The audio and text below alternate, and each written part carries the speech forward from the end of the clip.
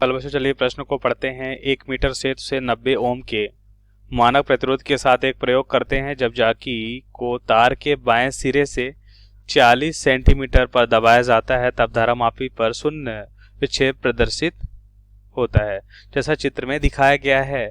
तो मीटर सेत में प्रयुक्त पैमाने की अल्पतमांक 1 मिलीमीटर है।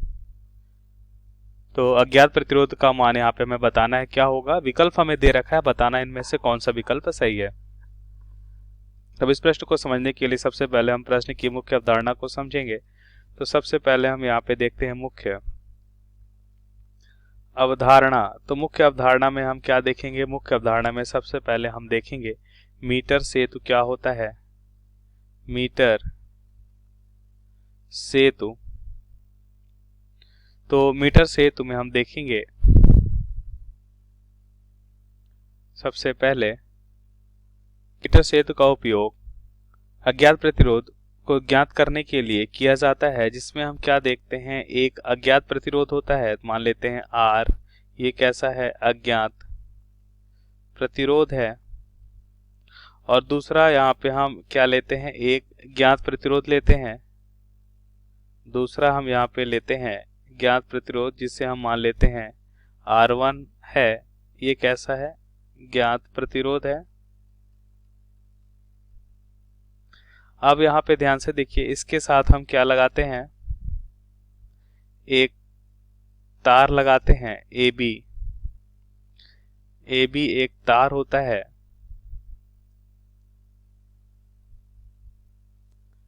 AB, और इनके साथ ही हम क्या लगाते हैं, एक सेल लगाते हैं। और A और B के मध्य हम क्या लगाते हैं, एक सेल लगा देते हैं। अब इस सेल से क्या होता है, धारा का प्रवाह होता है, जिस कारण देखते हैं AB तार में भी क्या होता है, धारा का प्रवाह होने लगता है। अब इसके साथ ही यहाँ पे एक धारामापी लगा होता है और एक जॉकी लगा होता है।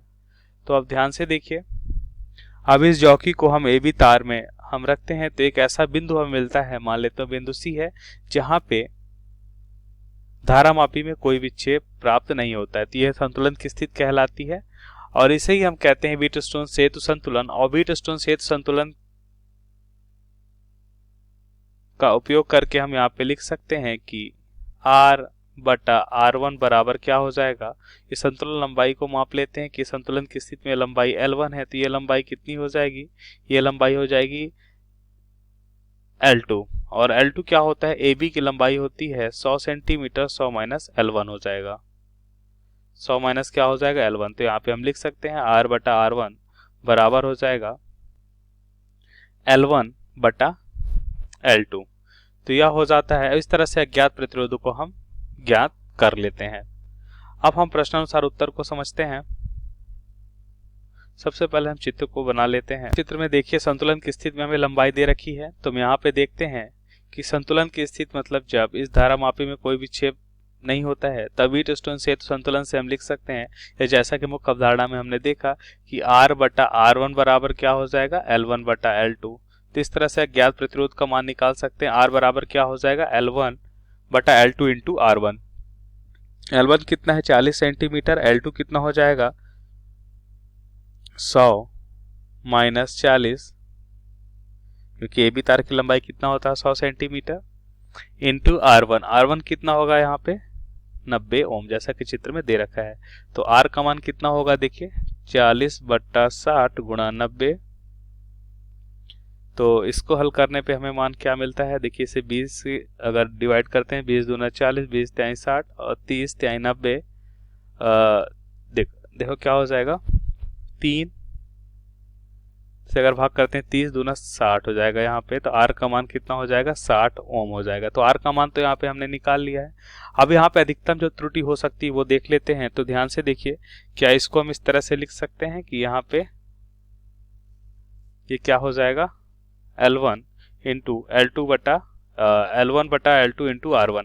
अब ध्यान से देखिए, अगर इसमें हम त्रुटि देखते हैं तो डेल्टा R/R बराबर हम लिख सकते हैं, क्या हो जाएगा, delta L1/L1 plus delta L2, अधिकतम त्रुटि की हम बात कर रहे हैं, डेल्टा L2/L2 L2। अब R1 में देखिए इसका मान नियत है, तो नियत मान के लिए यहाँ पे त्रुटि जो देखते हैं वो क्या होता है, 0 होगा। तो अब यहाँ पे देखेंगे तो इसकी अधिकतम संभव त्रुटि क्या हो जाएगी, डेल्टा आर बटा आर बराबर, अब देखिए यहाँ पे लंबाई में अधिकतम कितना त्रुटि हो सकता है, इसके अल्पतमांक के बराबर। अल्पतमांक हमें दे रखा है 1 मिलीमीटर है, तो सेंटीमीटर में बदल लेते हैं तो कितना हो जाएगा, 0.1 सेंटीमीटर में हो जाएगा। और L1 हमें दे रखा है कितना है, 40 प्लस, अब यहाँ पे क्या हो जाएगा, इसमें भी अधिकतम संभव त्रुटि लंबाई में जो अधिकतम संभव त्रुटि अल्पतमांक के बराबर होगा, 0.1/60। और R है तो R का मान हम ऐसा कर लेते हैं, इधर त्रिज्या गुणा कर लेते हैं, तो R कितना हो जाएगा, यहाँ पे R हमने यहाँ पे निकाला है 60। अब इसे हल करते हैं तो हल करने पे हमारा मान कितना आ रहा है, अगर इसे हम हल करें तो हल करने पे हमारा मान आता है 0.25 ओम। तो इस तरह से हम अंतिम उत्तर देखें तो हमें क्या मिलेगा, जो प्रतिरोध R का मान जो होगा वह हो जाएगा 60 प्लस माइनस 0.25 ओम हो जाएगा। तो यह हो जाएगा हमारे प्रश्न का सही उत्तर। अब विकल्प देख लेते हैं तो दिए गए प्रश्न का सही विकल्प क्या हो जाएगा, तो यहाँ पे हम देखेंगे सही विकल्प हो जाएगा 60 प्लस माइनस 0.25, दिए गए प्रश्न का सही विकल्प सी होगा। तो आशा करते हैं आपको समझ आया होगा। धन्यवाद।